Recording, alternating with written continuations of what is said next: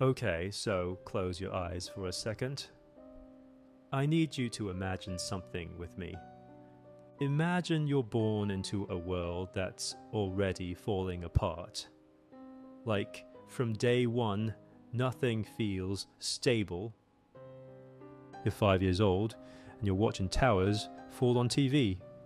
You're 10, and the entire economy crashes. You're 15, and a global pandemic locks you inside your house for 2 years. And then by the time you hit 20, everyone's looking at you like, so what's your plan? Where's your career? Why aren't you successful yet? That's Gen Z. That's their reality. And honestly, everyone loves to judge them, call them lazy, sensitive, chronically online, too emotional, not emotional enough. The list goes on. But here's what nobody's talking about.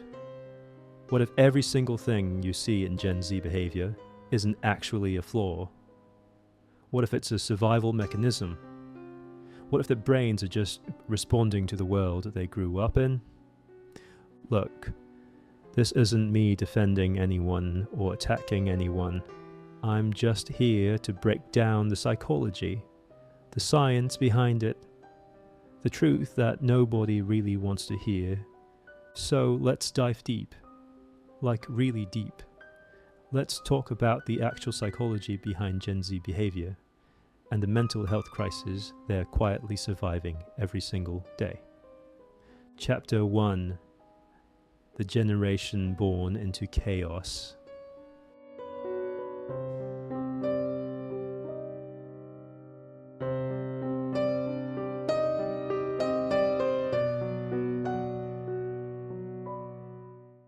Alright, so let's start from the beginning, because Gen Z, they didn't get a calm childhood.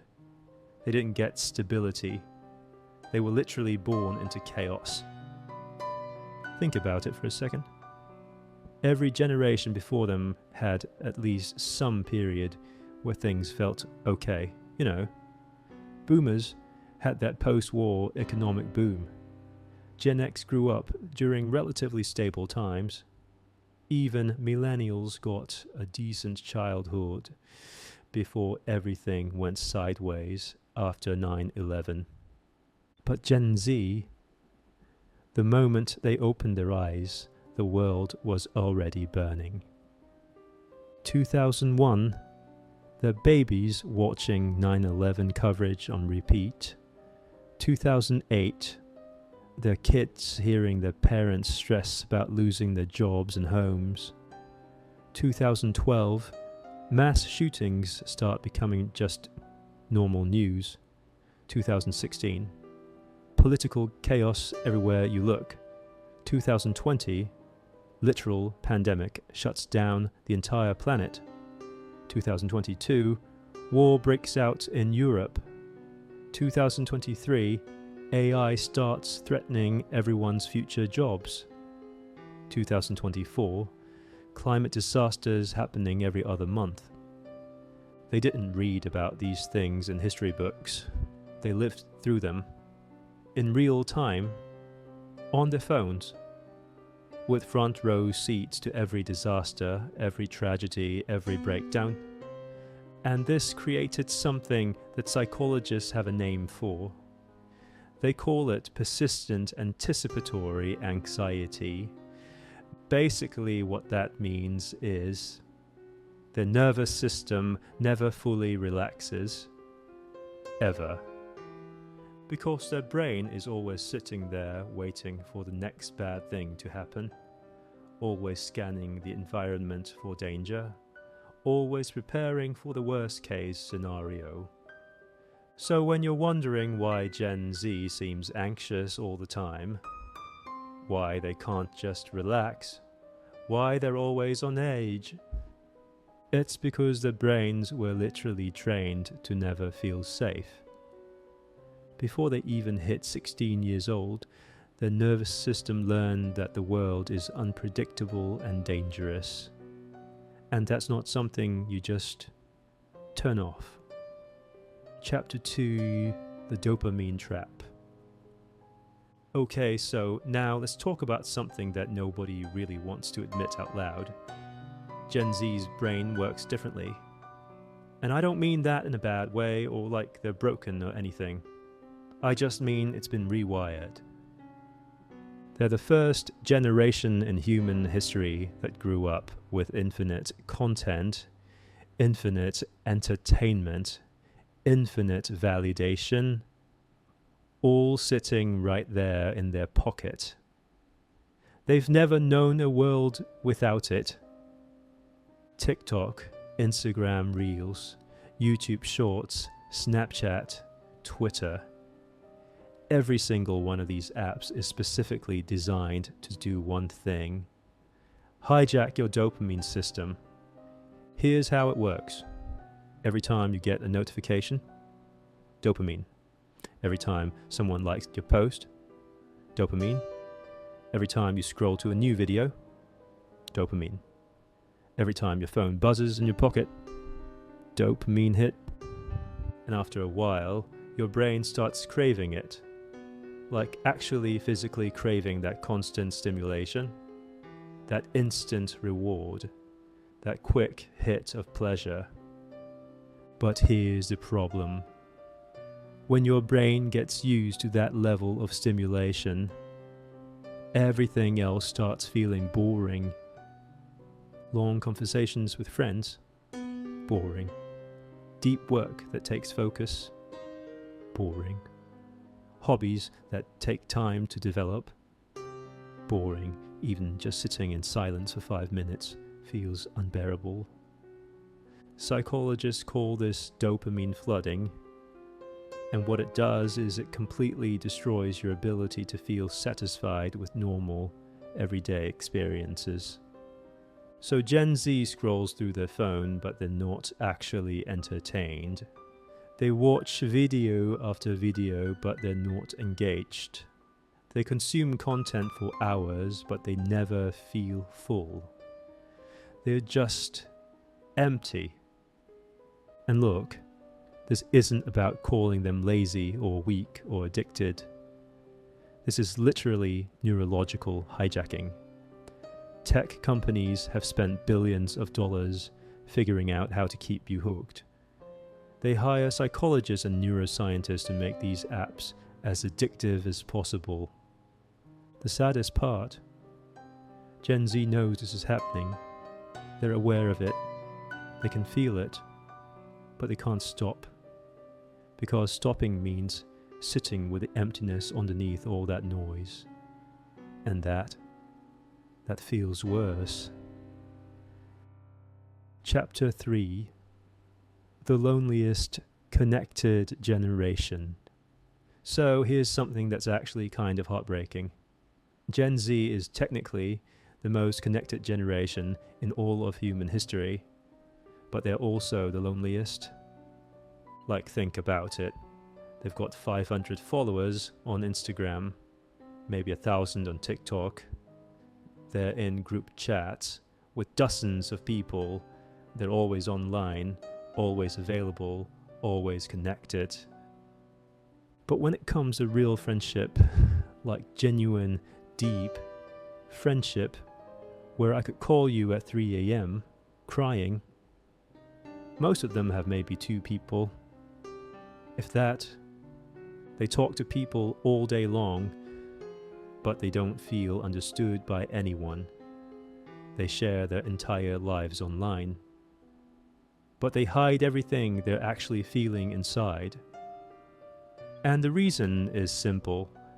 Digital connection is not the same as human connection. It just isn't. When you text someone, "I'm fine," they can't see that your eyes are red from crying. They can't hear your voice cracking. They can't feel the weight in your chest. They just see 2 words on the screen and they believe it. So over time, Gen Z learned to perform, to curate their lives, to put on a show, to hide the messy, ugly, real parts and only show the filtered, edited, acceptable version. They post the good moments, the highlight reel, but they delete the breakdowns, the panic attacks, the 3 a.m. crying sessions. They send the laughing emoji in the group chat, but they're sitting alone in their room feeling like they're drowning. Psychologists have a term for this. They call it avoidant attachment in the digital age. What it means is Gen Z craves closeness, but they're terrified of vulnerability. They want to be loved, but they expect rejection. They reach out, but they keep their guard up. Always. They're scared of being misunderstood, scared of being judged, scared of being abandoned, scared of being too much for people or not enough. So they stay at this perfect distance, close enough to feel like they're not completely alone, but far enough that they can't really get hurt. And the loneliness, it just becomes normal. It becomes their baseline. It becomes a thing they carry everywhere but never talk about. Chapter 4, the mask they wear. Okay, so let's talk about something that drives older generations absolutely crazy. The Gen Z stare. You know exactly what I'm talking about. That completely blank expression. Dead eyes. Zero emotion showing on their face. Just nothing. And older people lose their minds over this. They're like, why do they look so rude? Why do they have no respect? They look so cold and detached. What's wrong with them?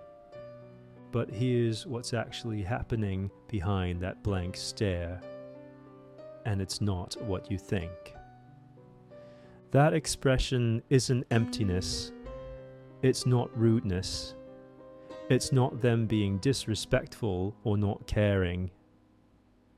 Psychologists call it an emotional neutrality response. And it's basically a defense mechanism, a shield.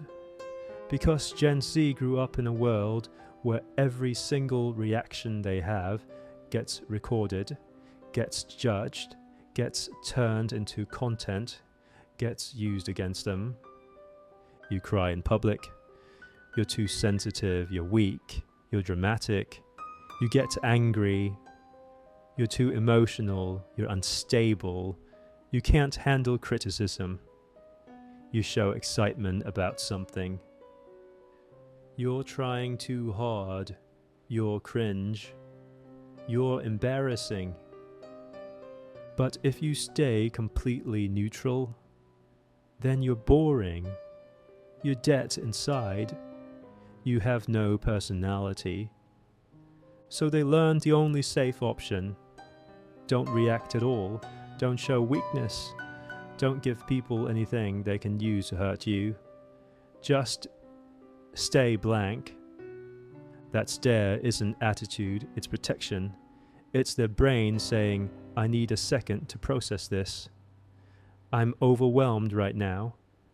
I don't know if it's safe to show what I'm actually feeling. Because behind those blank eyes, there's a hurricane happening.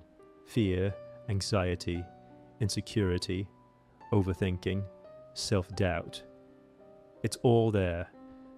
They're not emotionless at all.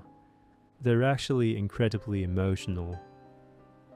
They feel everything deeply, maybe even more deeply than previous generations, because they've been exposed to so much. But they've learned that if you don't show it, people can't use it against you, and that's safer. Chapter 5, the overthinking epidemic. Now, let's talk about the mental loop that Gen Z cannot escape no matter how hard they try. Overthinking.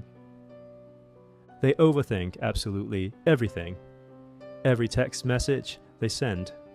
Every word they say out loud. Every decision they make. Every interaction they have. Every single thing. Wait, did I say that right? Did they take it the wrong way? Are they mad at me now? Should I have phrased it differently? What if they think I'm weird?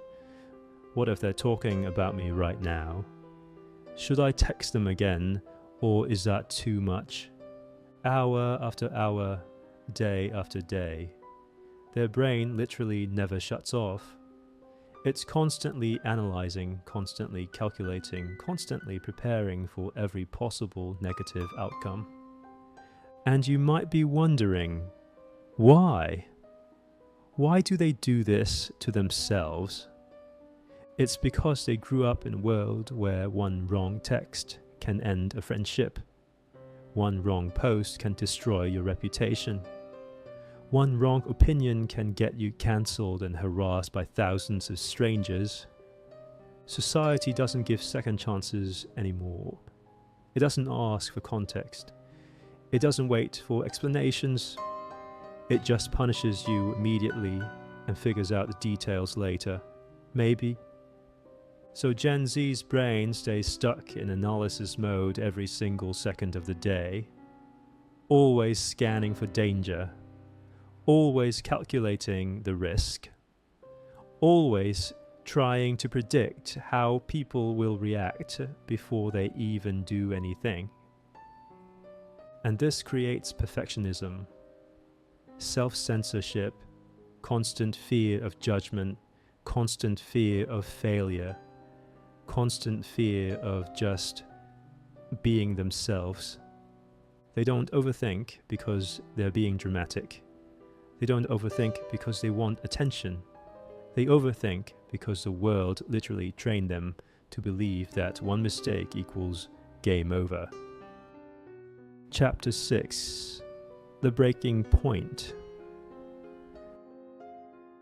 And now we get to the part that nobody really wants to talk about honestly. The mental health collapse that's happening with Gen Z right now. Gen Z has the highest rates of anxiety in recorded history, the highest rates of depression in recorded history, the highest rates of burnout in recorded history, the highest rates of self-harm and suicidal thoughts in recorded history, and before anyone says it, this is not because they're weak. This is not because they're dramatic. This is not because they're seeking attention or playing victim. It's because they're carrying more weight than any young generation has ever been expected to carry. Academic pressure to get perfect grades. Financial pressure because everything costs more and jobs pay less. Comparison pressure because they're watching everyone else's highlight reel 24/7. Appearance pressure because their worth gets measured in likes and comments.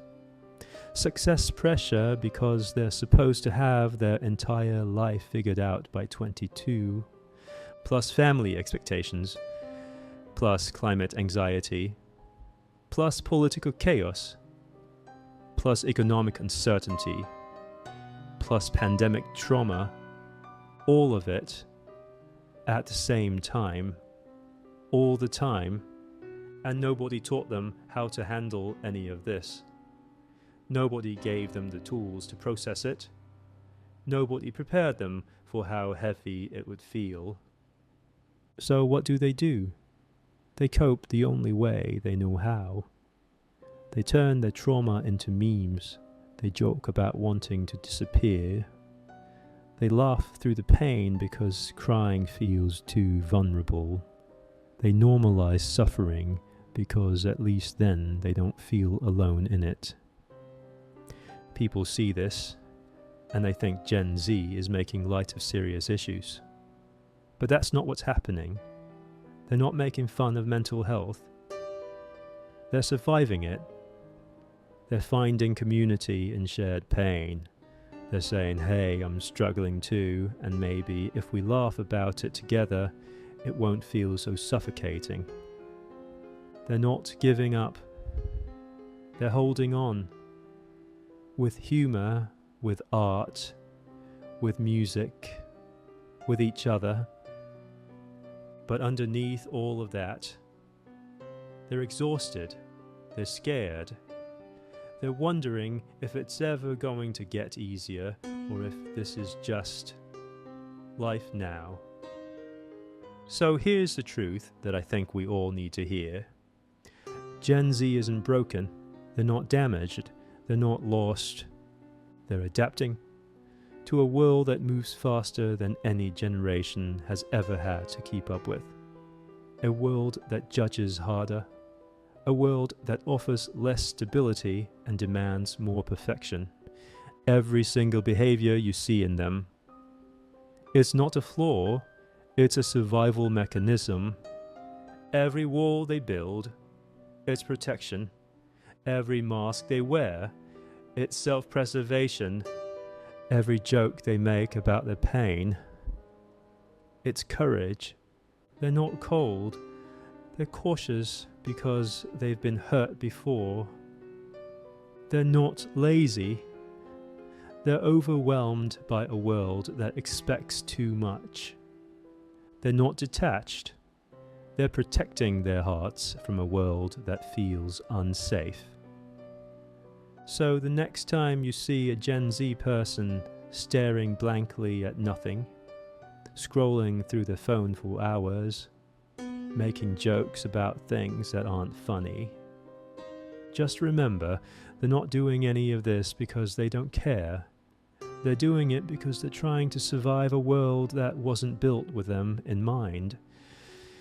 And honestly, the fact that they're still here, still trying, still holding on, that might be the bravest thing of all.